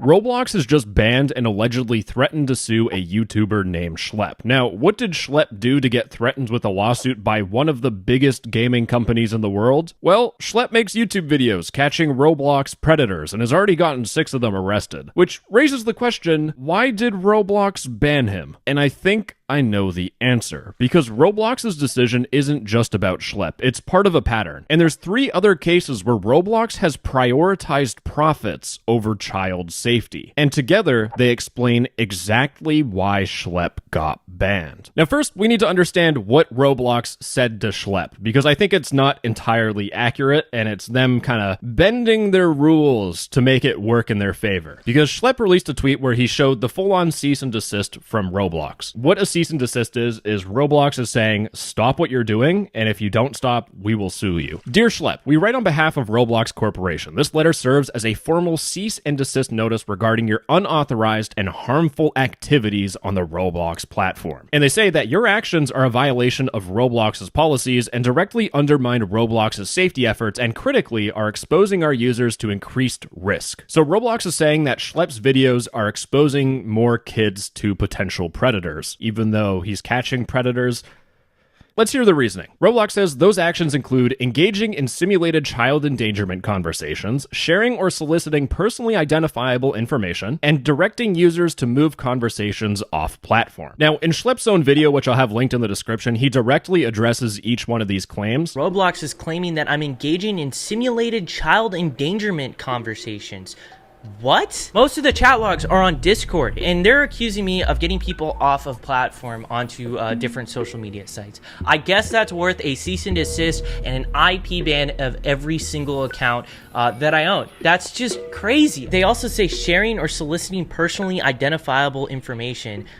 I have no idea what they're referring to this. I would love to know what they're talking about. Are they referring to the fact that I give the information of the predators that we find to the police? And here's the thing, Roblox could have easily turned a blind eye to this. They could have ignored Schlepp and just let him catch Roblox predators because measurably there would be less predators on the platform. But instead, Roblox is using these policy violations as a tool to intentionally ban Schlepp. And there has to be a deep-rooted reason why they felt the need to basically nuke nuke Schlepp's whole entire career by blocking him from Roblox, because further on in the email, Roblox states, while Roblox acknowledges that your stated intentions may be to protect children, and while it recognizes the serious nature of online predatory behavior, your methods, including failing to immediately report suspicious activity to Roblox through proper channels, are actively interfering with Roblox's established safety protocols and critically are exposing Roblox's users to increased risk. And I just want to show you how ironic this whole entire sentence is, because Schlepp has made a tweet talking about how he arrested a predator he caught in his last video. And he said, mind you, we reached out to Roblox, gave them all the info, and they left him up on the Roblox platform where he continued to get back on and access the platform after being bailed out, which could result in more kids being harmed. And eventually, Roblox did terminate the predator, but this was after the video and after Schlepp even reported him. And it really seems like Roblox only cares when it is a public thing they have to worry about. I hope you see how this is complete bullshit. According and pursuant to Roblox's policies, Roblox will be closing your accounts, so all of Schlepp's accounts banned. And please note that the Roblox community standards prohibit opening new accounts to evade an enforcement action. Therefore, we demand that you cease and desist from accessing the Roblox platform. And Roblox states that they will take appropriate legal action against Schlepp should he continue to violate the Roblox community standards. And they specifically threaten claims for breach of contract and violations of the Computer Fraud and Abuse Act, which prohibits unauthorized access to computer systems and data. What this legal email is saying is that if Schlepp signs up for a Roblox account, that is equivalent to hacking into Roblox. That is fucked. But this is only half of what Roblox did around Schlepp's ban. Roblox on their own corporate website made a newsroom posting talking about how Roblox partners with law enforcement. Considering this happened a day before Schlepp's ban, it's clear that they were preparing for this sort of backlash. But a lot of this article is talking about how Roblox works with law enforcement and how Roblox cares about kids and enforcing their platform. Admittedly, to be clear, to concede for a second, Roblox does provide information of predators to law enforcement, but the point of this post, considering it got posted a day before Schlepp's ban, isn't just for Roblox to say how awesome they are, it's to highlight this section here, vigilante groups. Because in this post, Roblox says that law enforcement professionals are best positioned to investigate potential crimes, 100% true. Therefore, we want to be sure that any violations on Roblox are reported and acted upon through the proper channels. Unfortunately, there are cases of vigilante groups or individuals violating our policies to entrap users or otherwise self-police the platform.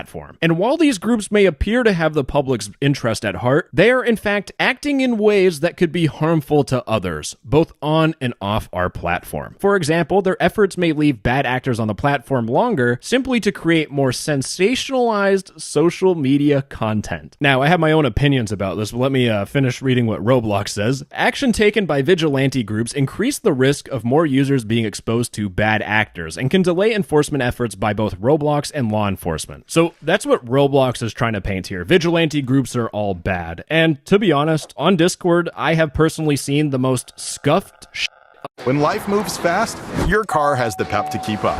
From routine maintenance to major repairs, you've got America's car care veterans at the ready. Open 7 days a week because you've got imaginable. And a lot of it is actually addressed in Roblox's response. The first thing Roblox talks about is entrapping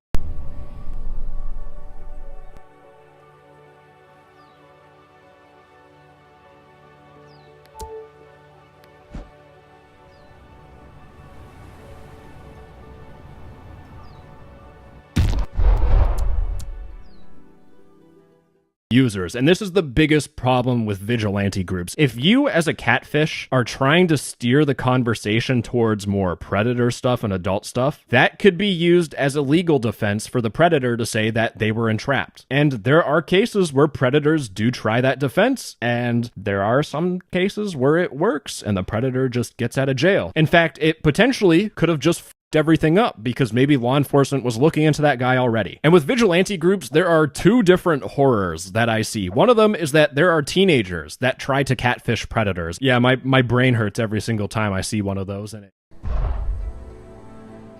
it It just kills me on the inside. But I have seen people pretend to be vigilante groups. All these minor victims come to them seeking comfort and help. And it turns out the vigilante group is actually just filled with like seasoned predators who have done this stuff for years. And then they just victimize the victims again. So that's kind of why I don't like vigilante groups. But let's talk about Schlepp for a second. Because when I first met Schlepp, I was skeptical. And I kind of did interrogate Schlepp without him knowing. But when I was talking to Schlepp, there were two important things I wanted to figure out. Is he entrapping users, and do the victims have their cases reported to law enforcement? Now, when it comes to reporting things to law enforcement, I have talked to an industry professional that has done this stuff, and they told me that my job as a YouTuber is to make sure people know how to report things. I shouldn't be doing the reports for people. I should be giving people links and telling them how to report things to law enforcement, like going to the NCMEC or going to local law enforcement. And you see this thing that's been on screen for like the last 15 seconds? This is from Schlepp. When people email him about Roblox predators, he sends a big copy and pasted list of like what to do, a template. Exactly what the industry professional told me to do. So Schlepp's doing things by the book there. And if you watch any of Schlepp's videos, he makes it immensely clear that he's avoiding entrapment. In fact, if you talk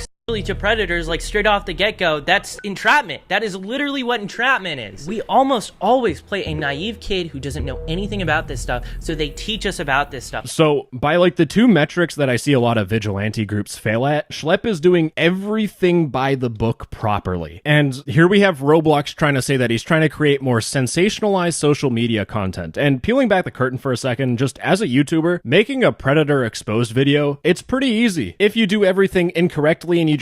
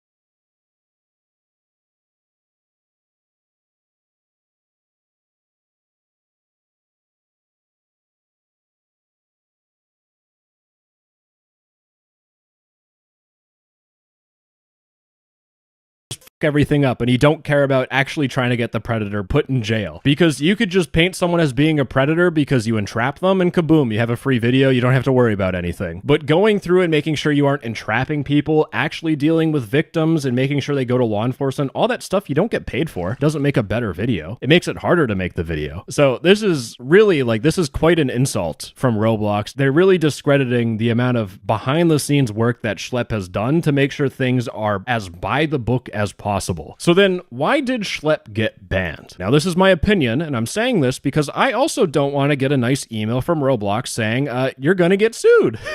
So this is my own opinion, and I think I'm legally covered now. So the thing is, if you search up Roblox on Google News, a lot of the news is talking very positively about Roblox. Roblox rolls out open source AI system to protect kids from predators. They're protecting kids. Roblox is partnering with YouTube. Companies doing good. Jim Cramer, the stock guy who's annoying us, says, I think it's really fabulous talking about Roblox. And if you're an old person with a lot of money, or you're just, you're an investor, you look at Roblox news, things are looking good. You look at Roblox's stock and they're doing fantastic. Roblox looks like a genuinely good company that doesn't have a lot of problems. Except when you factor in Schlepp as a YouTuber, because Schlepp compromises Roblox's image in the news. Because Schlepp's videos where he catches predators have been shown in the news. And if you're watching the news, this tells you that Roblox's predator problem is so bad that some random young man on the internet can make a video getting a whole bunch of Roblox predators arrested and build a whole business off of the horrible crap on Roblox. And when you have Schlepp pumping out a video almost every single month, there's a chance that Roblox is going to be put in the news because a YouTuber, not a professional, just some YouTuber guy, found a predator on Roblox and got him arrested. And when more and more people figure out that Roblox has a predator problem, the stock price is going to plummet. And what I think is going on with Schlepp's ban is that I really think Roblox is cease and desisting him and banning all of his accounts to shut him up. So there's no more news articles about Roblox predators being arrested by a YouTuber. Roblox is allegedly threatening to sue a 22-year-old so that their stock does better. It is that evil. Now, if Roblox is going to silence people that expose the reality and the underbelly of Roblox, then I want to do my part. I want to show you 3 different Roblox updates that Roblox wants you and their investors to believe is a good thing, increasing that shareholder value. And then I'm going to show you the reality of the update and how Roblox is prioritizing profits over child safety. And the first and honestly the easiest example to comprehend is Roblox's Sentinel AI moderation release, because what Roblox did is they open sourced their Sentinel AI. Now, anyone that doesn't know any better, that doesn't play Roblox or doesn't experience the horrors of Roblox, this looks great. You have Roblox rolling out a system open source for everyone to protect kids. And with that, shareholder value goes up, people are happy, Roblox makes more money. And the reality that Roblox doesn't want people to know is that you can go on Roblox and you can find profiles like this. We have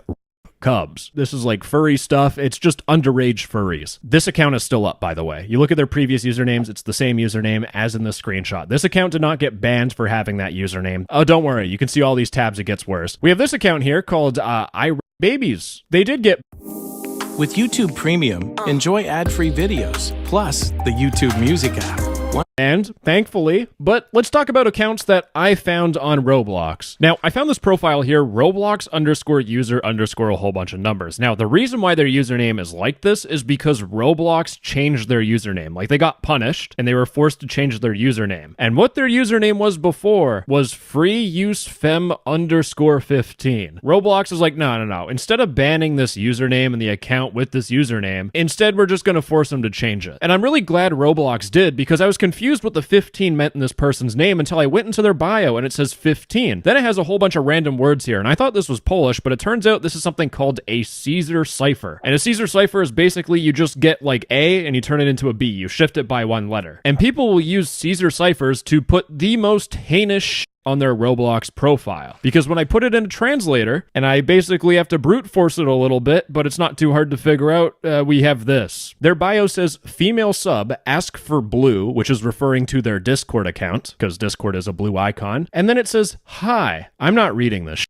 Most of it's going to be censored. This is straight up something I'd see in 50 Shades of Grey, maybe at like the final chapter, the climax of the book. And this is on a Roblox profile that can easily be translated. But you know what? Maybe Roblox trust and safety employees that are moderating this have no, and this is on a Roblox profile that can easily be translated. But you know what? Maybe Roblox